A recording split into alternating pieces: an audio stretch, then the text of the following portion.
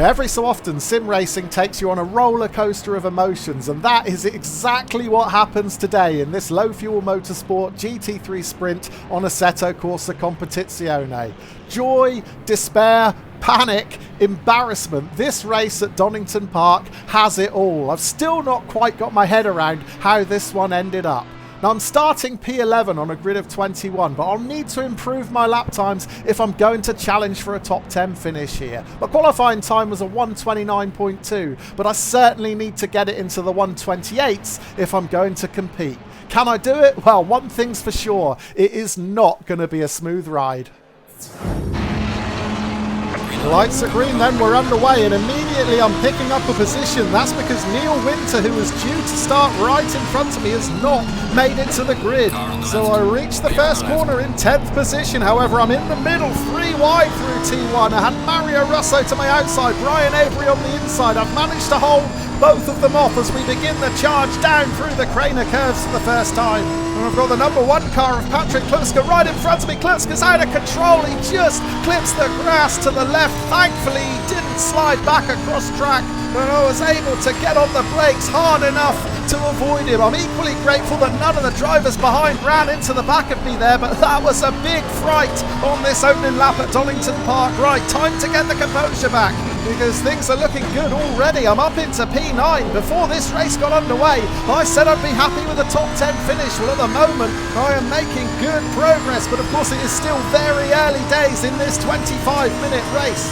Track conditions in particular are really tricky out here. It is so slippery. There is precious little grip. I've actually put my traction control up to 5. I very rarely put it that high, but I'm taking no chances here on these opening few laps. And look how close it is in front of me. 3 or 4 cars side by side going through the Melbourne hairpin.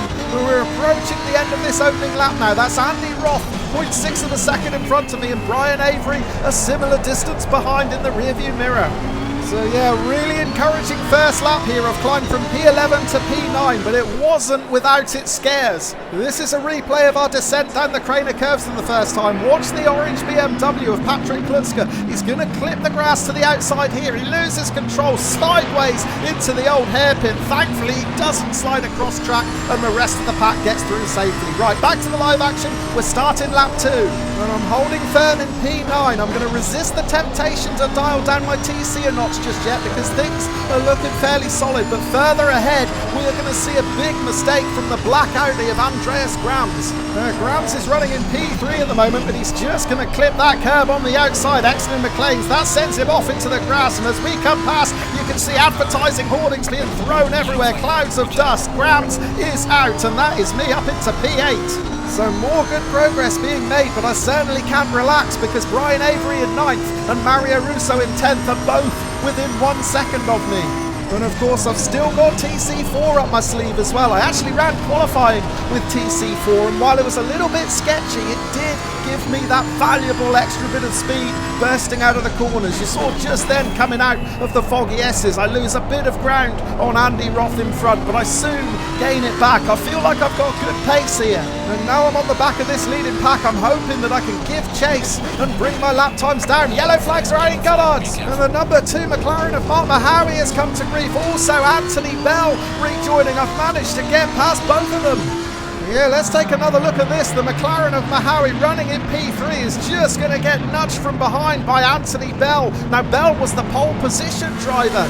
We're riding on board with Bell now, and we can see that he just brakes a little bit too late. He can't get his McLaren stopped, and he runs into the rear of Mahowie. Right, back to the live action. We're on lap 3 now, and I am up into P6. Now, I've still got Brian Avery breathing down my neck, but I've switched the TV cam on because I'm going to get some much-needed respite. We're watching Avery on the approach to Coppice, and he's just going to run in a bit too hot. Misses the apex completely, and that is Avery out into the sand. He drops down the order, and now all of a sudden, I have got a gap of 2 seconds behind me. We're going to jump forward now to the end of lap 5, and that gap has now doubled. It was 2 seconds, it is now 4 seconds back to Thomas Richter in 7th position. So this has been a fantastic start to the race. Now I'm just about staying in touch with Andy Roth in P5, but I am starting to lose a bit of ground, so I'm going to go for it. I'm going to dial down the TC a notch. We're using TC4 now. I just hope I don't live to regret it. But if I can harness that extra power, it should give me the momentum I need to close in on these battling BMWs and join in the fight. Speaking of that battle, Christian Wagner in P4 clipping the grass on the outside of Redgate there. That is going to give Roth the opportunity to challenge. They're too wide. And Roth's nearly on the grass, and if I'm not careful here, I'm going to get squeezed out too. I had to back out of that one urgently. That was another close call at the old hairpin. Right, we're going to jump forward now to the end of this 6th lap, and it looks like Christian Wagner in that black BMW has started to have real problems with grip, or more precisely lack of it. He's really hot into the hairpin there. In fact, it looks like he sucked Roth into making the same mistake. Both BMWs really deep into the Melbourne loop.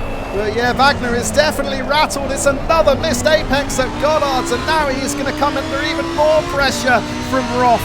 Well, I'm hoping these two will start duffing each other up a bit. I could do with them slowing down, because even on TC4 I am struggling to keep up with them here. Right, start of lap 7. Oh, that's not going to do me any favours either. I'm wide on exit of Redgate. I just clipped the grass to the outside, and that will cost me some valuable 10s coming down the Craner curves. And I'm going to have to work really hard to get that back now. Oh, look ahead, another big mistake from Wagner. He's lost control coming out of the old hairpin, and Wagner has gone. Well, I've been saying for a good lap or so how ragged he's been looking, but Wagner finally made the critical mistake on lap 7 at the old hairpin, completely missing the apex out onto the grass. Wow, how did he not take Roth with him there? We're riding on board with Roth now. We can see just how close he was to getting taken out. And all this means I am now up into the top 5. We're rejoining the live action halfway through lap 10. And astonishingly, I now have the podium battle within my sights. Marcus Streit is currently in P3, but Roth is closing in fast. Now, I'm struggling to keep up with these two, but I'm hoping the same thing will happen again. I hope these two will start fighting with each other and allow me to close the gap back in. That's why I've switched the TV cam on. We're watching Streit defending 3rd position from Roth. And Roth is closer than ever now. In fact, there's contact as they go through the Melbourne loop. Roth tapping the rear of Streit's McLaren. That may rattle Streit. Let's see what he's got at the next corner. It's the final turn of lap 10, and yes, Streit is indeed rattled. He's missed the apex completely out onto the grass. Now, can I nip by? Streit rejoins. We're going to be side by side, crossing the line to start lap 11. Streit is going to have the higher ground, though. He's going to have the inside line for Redgate, so I may just have to back out of this one. Oh, and even in doing so, there's a little bit of contact through turn 1, but I think I made the right decision there. If I'd slung it around the outside, there would have been every chance I would have ended up on the grass to the left. That little tussle has played right into the hands of Andy Roth. Roth is now up into P3, and he's got a 1 second advantage. So my immediate sights now have got to be on the McLaren of Streit directly in front of me. Have I got the pace to get past him and up into P4? Have I then got the pace to close back in on Andy Roth? Well, I won't need to, because Roth has made a big mistake exiting McLean's, and he has spun out. Well, just when you thought this race couldn't get any more dramatic, it delivers another big twist. Andy Roth, having just got himself up into P3, makes a big error through McLean's. He slides out onto the grass and into the tyre wall. Well, I can't believe I'm saying this, but I am now well and truly in contention for a podium spot here at Donington Park. I'm just 0.4 of a second behind Marcus Streit. However, look in the rearview mirror. Anthony Bell, the pole position driver. We saw him crash out earlier in the race. Well, he is charging back through the pack. He's closed right in, and he's now within half a second. I've switched the TV cam on so we can watch from Bell's point of view as well.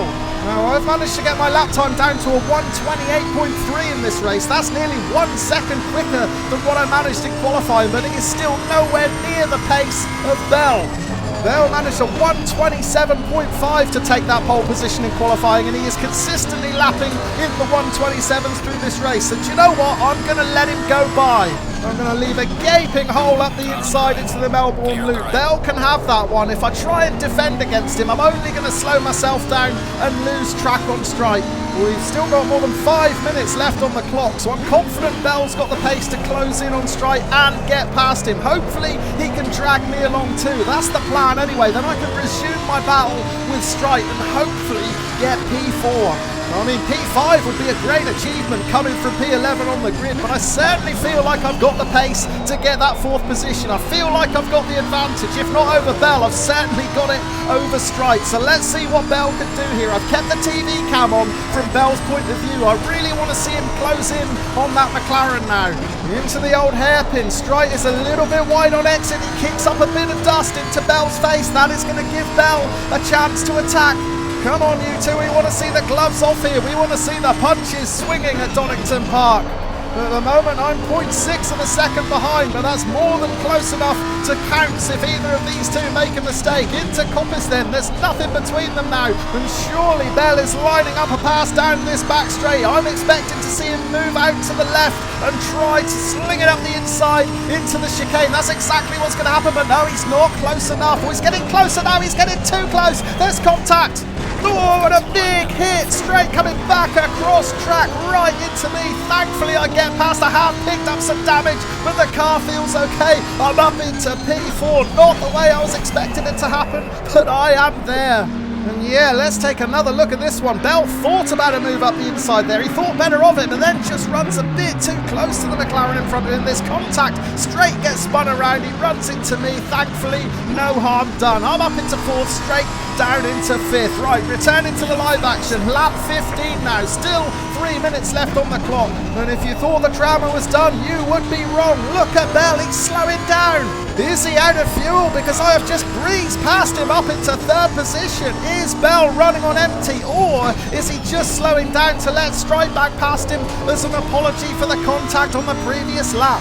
And yeah, that's exactly what he did. As we jump forward now to start the final lap, we can see in the rearview mirror Bell finally making a move to get back past Strite, but he runs in too deep into Redgate. Look at the rearview mirror. Bell is out onto the grass, and now all of a sudden I have got an advantage of more than 1.5 seconds with less than a lap to go. I'm back up to TC5. I want to take no chances whatsoever here as I come out of the old hairpin mistake. I clip the curb. Oh no, I'm out onto the grass. Hold it together. No, no, no, I've lost it. Oh, what have I done? That is an absolutely disastrous mistake. I'm going to get back on track, but I'm not even going to be in the top 5, let alone the top 3. I'm down into P7. Oh, well, on a channel that has broadcast its fair share of mistakes over the years, this has to go down as one of my most stupid mistakes yet. I've literally got this podium sewn up, and then I go and make that mistake, just clipping the curb on the outside of the old hairpin. I have a bit of oversteer, I get out onto the grass. At that point, I still thought I could save it, but it wasn't to be. So yeah, thanks to my own stupidity, there's going to be no podium today. There's not even going to be a top 5 finish today. I've thrown it away in the most embarrassing fashion possible. Let's check out the classified results then. At the start of the race, I would have been thrilled with a 7th place finish. But after that last lap, all I want to do is sit down in a dark room and think about what I've done. Remember at the start of the video when I said this one was an emotional roller coaster? Well, now you can see what I mean. Absolutely gutted. Thank you ever so much for sharing in my pain. I hope you enjoyed watching it, and I'll see you again soon. Cheers.